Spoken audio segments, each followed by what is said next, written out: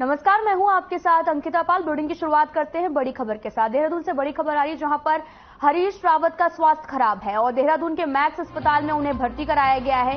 हालचाल जानने पहुंचे हैं कांग्रेस प्रदेश अध्यक्ष करण महारा और कांग्रेस कार्यकर्ता भी। आपको बता दें कि हरीश रावत का स्वास्थ्य काफी खराब है, जिसको लेकर देहरादून के मैक्स अस्पताल में उन्हें भर्ती कराया गया। हाल जानने कांग्रेस प्रदेश अध्यक्ष करण महारा और कांग्रेस कार्यकर्ता पहुंचे हैं। हरीश रावत का स्वास्थ्य काफी खराब है, देहरादून के मैक्स अस्पताल में उन्हें भर्ती कराया गया। हाल जानने पहुंचे हैं कांग्रेस प्रदेश अध्यक्ष करण महारा और कांग्रेस कार्यकर्ता भी मौके पर मौजूद हैं।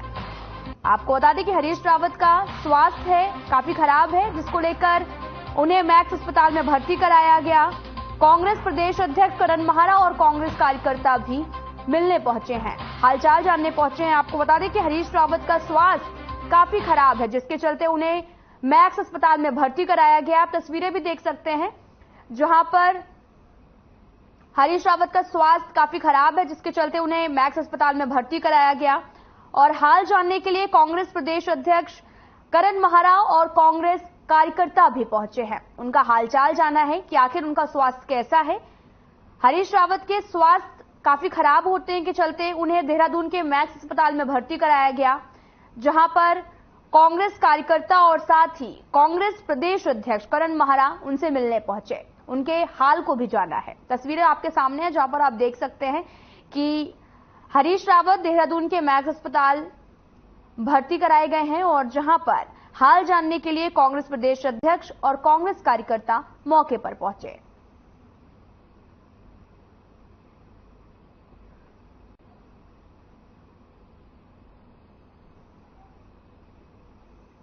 तो वहीं उत्तरकाशी के सिलक्यारा टनल में फंसी 41 जिंदगियों को बाहर निकालने के लिए हर मोर्चे पर ऑपरेशन जारी है। बीते 9 दिनों से टनल के अंदर कैद 41 जिंदगियों तक पहुंचने के लिए भारत और राज्य सरकार के विशेषज्ञ और एजेंसियां रात दिन जुटी हुई हैं, लेकिन अभी तक कोई भी सफलता हाथ नहीं लगी। हालांकि विशेषज्ञ टनल के अंदर मजदूरों तक पहुंचने के लिए 6 बिंदुओं पर काम कर रहे हैं। साथ ही आपको बता दें कि अब टनल के ऊपर से वर्टिकल ड्रिलिंग भी शुरू कर दी गई है, जिसके तहत सीमा सड़क संगठन ने कुछ घंटों में 1.5 किलोमीटर तक तैयार किया है। साथ ही आप तस्वीरें भी देख सकते हैं जहां पर हवन यज्ञ भी किया जा रहा। सरकार ने पहले 35 बताए, फिर 40 बताए और कल 41 की सूची जारी हुई है। सरकार का होमवर्क जीरो है।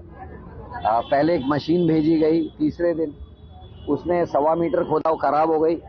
उसके बाद दूसरी मशीन हरकुलिस से लाई गई, उसने 24 मीटर खोला, उसके बाद कहा गया खराब हो गया। लेकिन हकीकत ये थी कि पता चला कि उस रास्ते में जहां से ड्रिलिंग कर रहे हैं उसमें अंदर एक जेसीबी और गाड़ी भी फंसी हुई है, तो वो वैसे भी कामयाब नहीं होना चाहिए था। लेकिन दुख इस बात का है कि सरकार ने ना तो एस्केप टनल की व्यवस्था करी है, न वहाँ ह्यूम पाइप लगे थे जो लगे होने चाहिए थे, जिससे लोग बाहर निकल सकते थे, उन तक रसद पहुंचाई जा सकती थी, न कोई टेक्निकल असिस्टेंस थी। पिछले 7 महीने से जब से ये जोशीमठ की घटना घटी है, सारे पत्रकार साथी और मैं लगातार कंट्रोल ब्लास्टिंग और अनकंट्रोल ब्लास्टिंग में हम लोग डिबेट्स कर रहे थे। नहीं, कोई भी व्यक्ति यदि पूजा अर्चना कर रहा है या कोई भी, मैंने खुद गंगा आरती की है और उत्तरकाशी में भी मैं देख रहा था बहुत से हमारे वहाँ के लोग भगवान की पूजा कर रहे हैं। उस स्थान पे मंदिर की भी स्थापना हुई है जहाँ पे ये माना जा रहा था कि वो एक भगवान का स्थान है, यानी कि ये तो देवभूमि है। इस देवभूमि में कोई भी व्यक्ति, और मैं तो पूरे समाज से कहना चाह रहा हूँ, चाहे वो मेरे प्रदेश के हों या प्रदेश के बाहर भी हों, हम लोग भगवान को मानने वाले लोग हैं, आस्थावान लोग हैं और भगवान से ही हम प्रार्थना हमेशा करते हैं। जब भी कोई ऐसी स्थिति आती है तो कोई भी यदि पूजा अर्चना कर रहा है तो मैं उसका स्वागत कर रहा हूँ। शेष के लिए भी अनुरोध कर रहा हूँ कि जो भी आपसे बन पड़े वो आप करना चाहिए, क्योंकि ये 41 मजदूर या श्रमिक जो वहां फंसे, किस तरह से वो बाहर आए, ये हमारी सबकी भावना होनी चाहिए।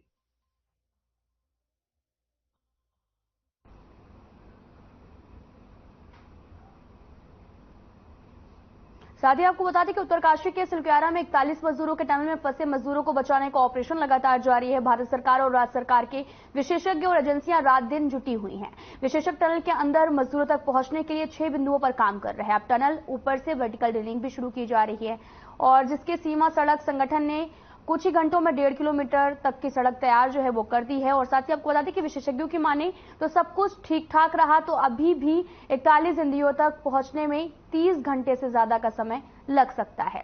वहीं साथ ही आपको बता दें कि दूसरी तरफ कांग्रेस ने भी 41 जिंदगियों को सलामती के लिए दर्शन लाल चौक स्थित पंचायती मंदिर में महामृत्युंजय यज्ञ का आयोजन किया। कांग्रेस प्रदेश अध्यक्ष करण मेहरा ने कहा कि हमारे जितने भी मजदूर भाई टनल के अंदर 1 सप्ताह से ज्यादा वक्त से फंसे हुए हैं वे जल्द ही बाहर आएंगे। हम भगवान से यही कामना करते हैं।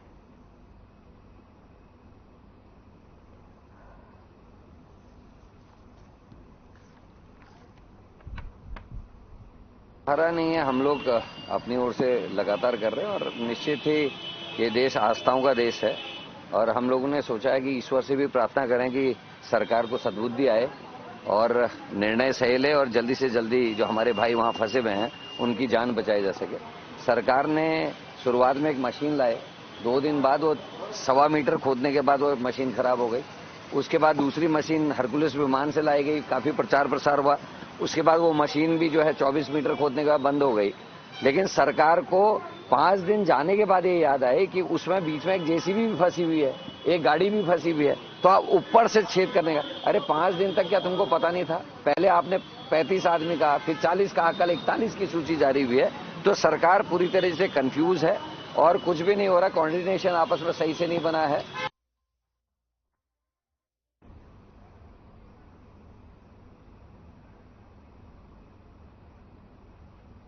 साथ ही आपको बता दें कि सिलक्यारा टनल हादसे को लेकर आज 9वां दिन है। टनल में फंसे 41 मजदूरों को सुरक्षित निकालने को लेकर केंद्र और राज्य सरकार भी हर मोर्चे पर रेस्क्यू अभियान चला रही। और साथ ही इंटर के प्रदेश अध्यक्ष हीरा सिंह बिष्ट ने बताया कि टनल में फंसे लोगों को निकालने को लेकर सरकार गंभीरता से कार्य नहीं कर रही है। टनल में मजदूरों को फंसे हुए कई दिन हो गए हैं, लेकिन इस पर सरकार गंभीरता से कार्य नहीं कर रही। सुरक्षा की मांगों को ध्यान में रखकर सुरंग का निर्माण कार्य नहीं किया गया। इसके साथ ही उन्होंने टनल हादसे की सीबीआई से जांच कराने की मांग भी की है।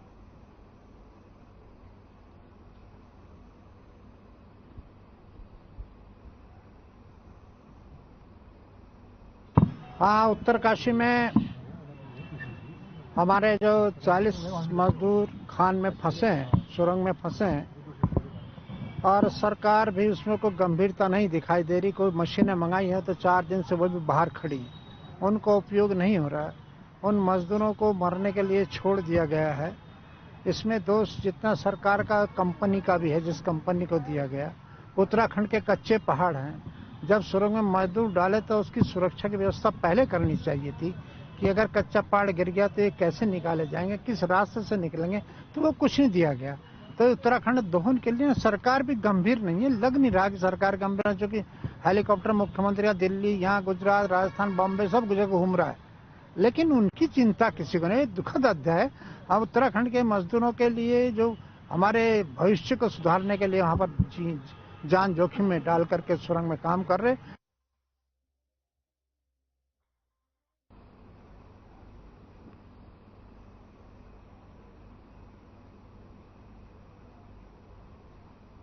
साथ ही आपको बता दें कि पौड़ी में कोटद्वार से चौबट्टा खाल आने वाले और जाने वाली बसें जो हैं वो आपस में भिड़ गई हैं। ये हादसा श्रीकोट खाल एकेश्वर के पास हुआ। दुर्घटना में बसों में सवार 22 लोग गंभीर रूप से घायल हुए। थाना अध्यक्ष दीपक तिवारी ने जानकारी देते हुए बताया कि हादसे में कुछ घायलों को मौके पर ही उपचार दिया गया, बाकी घायलों को अस्पताल पहुंचाया गया। हादसे के बाद काफी देर तक मुख्य मार्ग भी जाम रहा।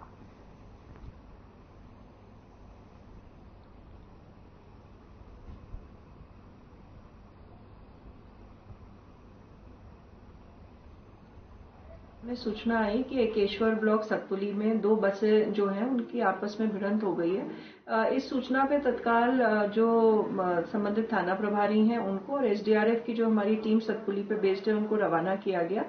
मौके पे किसी को ज्यादा चोट नहीं आई थी और जो लगभग 22 लोग घायल थे उन्हें तत्काल एम्बुलेंस के माध्यम से जो निकटवर्ती हंस फाउंडेशन हॉस्पिटल है वहां भेजा गया है। किसी के भी मेजर इंजरी की सूचना नहीं है और जो भी है वो हल्की फुल्की चोट है और कई ऐसे थे जिन्हें प्राथमिक उपचार देकर उनके घर के लिए रवाना किया गया।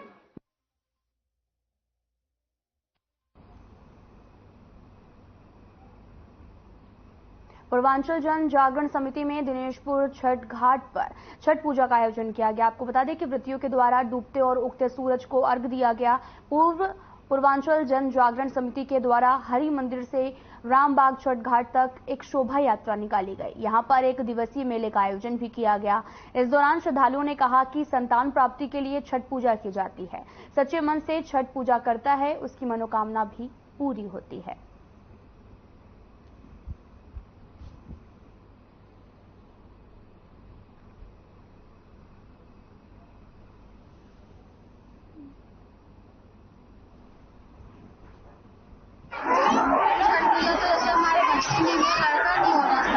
मैंने छठ में ये से मांगा था कि मेरा लड़का होगा और मैं छठ भूखूंगी, तो मैंने खाली आंचल में फल उठाया, उसके बाद से फिर उसके बाद से मैं छठ रखती चली।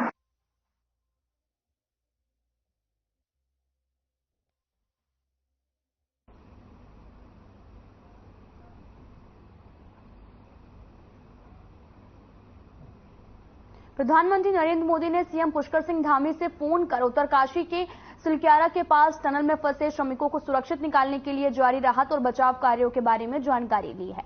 आपको बता दें कि प्रधानमंत्री ने कहा कि केंद्र सरकार द्वारा जरूरी बचाव उपकरण और संसाधन उपलब्ध कराए जा रहे हैं। केंद्र और राज्य की एजेंसियों के परस्पर समन्वय से श्रमिकों को सुरक्षित बाहर निकाल लिया जाएगा। फंसे श्रमिकों का मनोबल बनाए रखने की जरूरत है। सीएम ने स्थिति की जानकारी देते हुए बताया कि राज्य और केंद्रीय एजेंसियां परस्पर समन्वय और तत्परता के साथ में राहत और बचाव कार्य में जुटी हैं। टनल में फंसे श्रमिक सुरक्षित हैं और ऑक्सीजन, पौष्टिक भोजन और पानी उपलब्ध करवाया जा रहा है। राहत और बचाव कार्यों के लिए एक्सपर्ट्स की राय लेकर एजेंसी काम कर रही है। मुख्यमंत्री ने भी बताया कि उन्होंने स्वयं मौके पर जाकर स्तरीय निरीक्षण किया और बचाव कार्यों पर लगातार नजर रखे हुए हैं।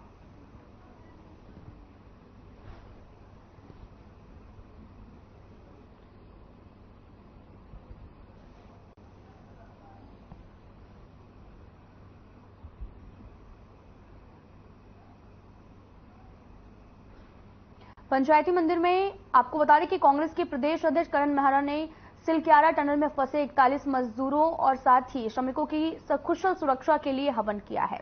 उनके साथ में महानगर अध्यक्ष जसविंदर सिंह जोगी, उपाध्यक्ष संगठन कांग्रेस मथुरा दत्त जोशी और प्रदेश प्रवक्ता गरिमा दसोनी और साथ ही आपको बता दें कि प्रदेश प्रवक्ता शीशपाल सिंह बिस्ट समेत कांग्रेस के कार्यकर्ता मौजूद रहे।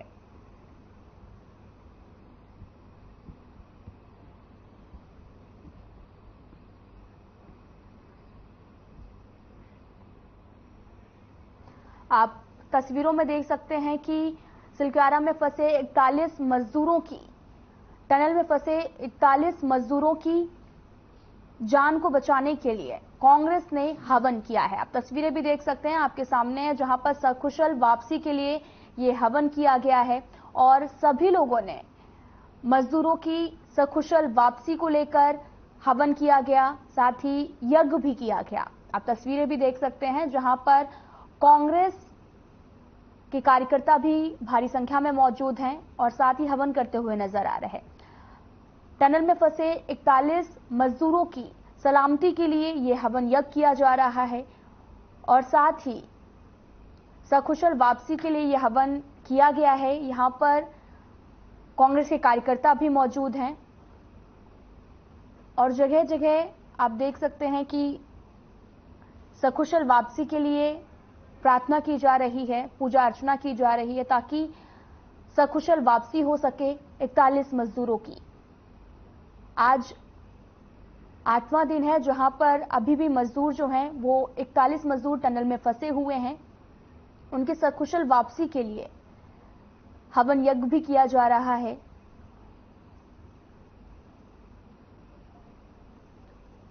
आपको बता दें कि कांग्रेस प्रदेश अध्यक्ष करण मेहरा ने भी वहां पर मौजूद रहे और साथ ही आप टीवी स्क्रीन पर तस्वीरें भी देख सकते हैं जहां पर यज्ञ किया गया है। 41 जिंदगियों तक पहुंचने के लिए भारत राज्य सरकार और विशेषज्ञ दिन रात जुटे हुए हैं, लेकिन अभी तक कोई भी सफलता नहीं मिली है, जिसको लेकर अब हवन यज्ञ भी किया जा रहा है ताकि जल्द से जल्द मजदूरों की वापसी हो सके, 41 जिंदगियां बचाई जा सकें। आपको बता दें कि उत्तरकाशी के सिलक्यारा टनल में 41 मजदूर फंसे हुए हैं जिनको लेकर सकुशल वापसी के लिए हवन यज्ञ का आयोजन किया गया है।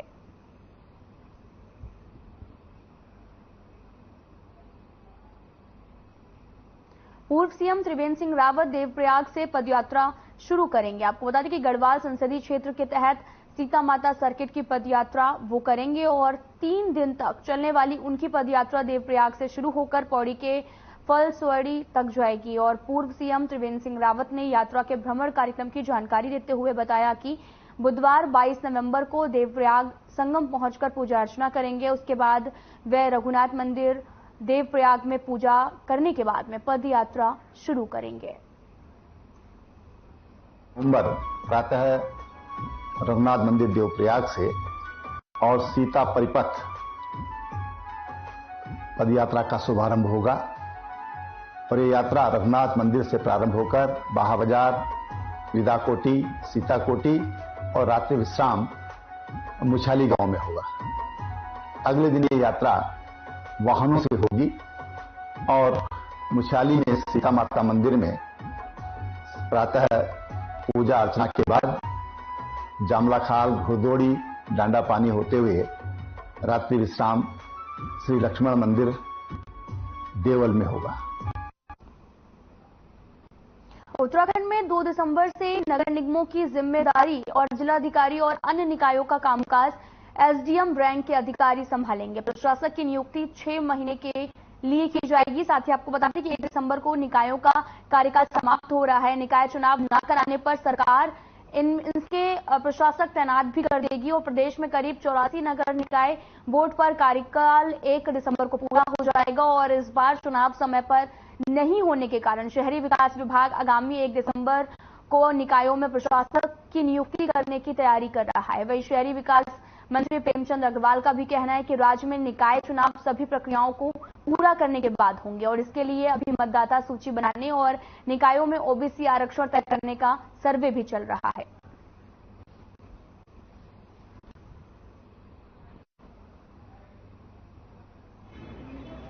देखिए, आप जानते हैं भी निकाय चुनाव का जो विषय है, हमारे यहाँ कुछ पालिकाओं के कार्यकाल पूरे हो रहे हैं और चुनाव हमारे सामने एक चुनौती है, क्योंकि आप जानते हैं उससे पहले हम सभी को जो आरक्षण है उसको पूरा करना है और मतदाता सूची है उसको भी पूरा करना है। तो ये कार्रवाई प्रारंभ हो गई है और इस कार्रवाई के बाद और जब ये कार्यकाल माना खत्म भी होगा तो जब ये हमें पूरे कार्रवाई पूरी हो जाएगी तो तत्पश्चात हम चुनाव की प्रक्रिया को शुरू करेंगे।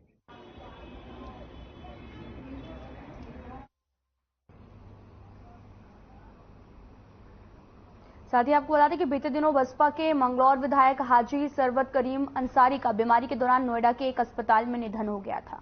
साथ ही आपको बता दें कि विधायक के निधन के बाद में मंगलौर क्षेत्र कस्बे में शोक की लहर दौड़ गई थी। वहीं विधायक के निधन के बाद में कांग्रेस विधायक, बीजेपी, आम आदमी पार्टी और साथ ही आपको बता दें कि कई दिग्गज नेतागण श्रद्धांजलि देने के लिए उनके निवास पर पहुंच रहे हैं। और रविवार को कांग्रेस के पूर्व प्रदेश अध्यक्ष प्रीतम सिंह मंगलौर पहुंचे और विधायक के घर जाकर श्रद्धांजलि अर्पित की। आपको बता दें कि श्रद्धांजलि देते हुए प्रीतम सिंह ने कहा कि स्वर्गीय हाजी सरवत करीम अंसारी बेहद ही सरल स्वभाव के व्यक्ति थे।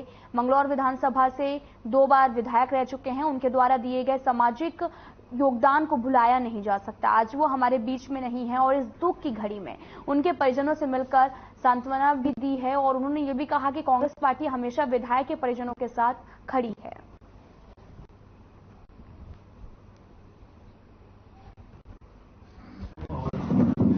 हाजी सरवत करीम अंसारी जी हमारे बीच नहीं रहे और जब उनका देहांत हुआ उस समय मैं यहाँ पर नहीं था, मैं छत्तीसगढ़ चुनाव में था।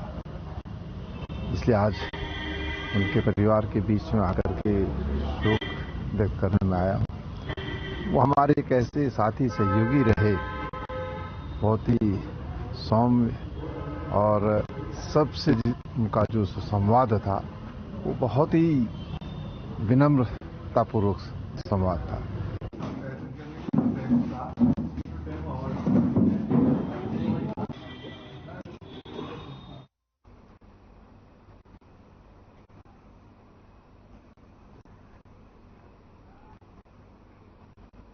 पौड़ी में सीएमओ कार्यालय सभागार में मासिक बैठक आयोजित की गई और इस दौरान मुख्य चिकित्सक अधिकारी डॉक्टर रमेश कुंवर ने भी संबंधित स्वास्थ्य कर्मियों को केंद्र और प्रदेश सरकार की तरफ से संचालित योजनाओं को आपको बता दें कि खबर पौड़ी से है, जहां पर टीबी मुक्त भारत अभियान और मासिक बैठक का आयोजन किया गया, जहां पर आपको बता दें कि रमेश कुंवर ने संबोधित स्वास्थ्य कर्मियों को केंद्र और प्रदेश सरकार की तरफ से संचालित योजनाओं को पंचायत स्तर पर त्वरित गति से संचालित करने के दिशा निर्देश भी दिए। उन्होंने कहा कि भारतवर्ष में 2025 तक टीबी मुक्त भारत अभियान का आह्वान किया गया और जिसके तहत 15 ब्लॉकों की सभी पंचायत स्तर पर टीबी मुक्त पंचायत अभियान चलाया जाएगा और इसके अलावा भी स्वास्थ्य विभाग भी की तमाम योजनाओं की समीक्षा मासिक बैठक में की गई।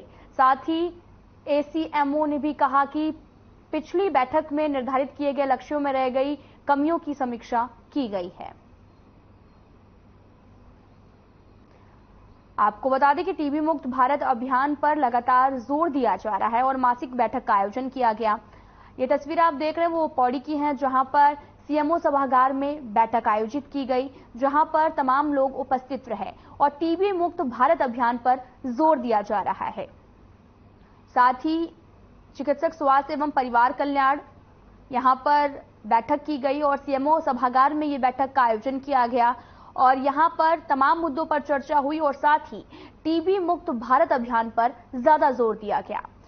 यहां पर मासिक बैठक का आयोजन किया गया, जो भी कमियां रह गई हैं और ये मीटिंग जो है उसमें कमियों को लेकर की गई कि जो भी कमियां हैं उनको दूर किया जाएगा और साथ ही भारत को टीबी मुक्त भारत अभियान पर जोर देने के लिए कहा गया है और मासिक बैठक का आयोजन किया गया है, जो कि सीएमओ सभागार में किया गया आयोजन। और आप तस्वीरें भी देख सकते हैं मीटिंग की, जहां पर टीबी मुक्त भारत अभियान पर जोर दिया गया, साथ ही कई मुद्दों पर भी चर्चा की गई और मासिक बैठक का आयोजन किया गया। कुछ कमियों पर भी बात हुई और आगे कैसे प्रयास करने हैं, कैसे इस योजना को सफल बनाना है, कैसे इस अभियान को सफल बनाना है, इस पर भी बात की गई कि टीबी मुक्त भारत अभियान पर जोर दिया गया है।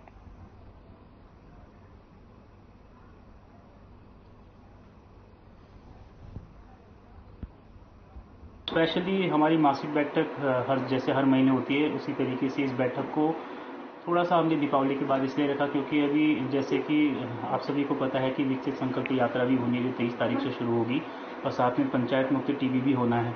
तो इसलिए इन चीज़ों को ध्यान में मद्देनजर रखते हुए हमने इस मासिक बैठक को तुरंत दीपावली के बाद बुलवाया और जितनी भी हमारे जो सेवाएं हमारे दूर ग्राम स्तर तक पहुंचती है उन सबकी यहाँ पे समीक्षा की जा रही है। जैसे HMS पोर्टल पे कहाँ पे जो हमारी सर्विस डिलीवरी है, जच्चा बच्चा से लेके अभी इम्यूनाइजेशन को लेके, टीकाकरण को लेके और विभिन्न प्रकार के जितने हमारे राष्ट्रीय प्रोग्राम इसमें चल रहे हैं, इन सभी की अभी यहाँ पे समीक्षा की जाएगी।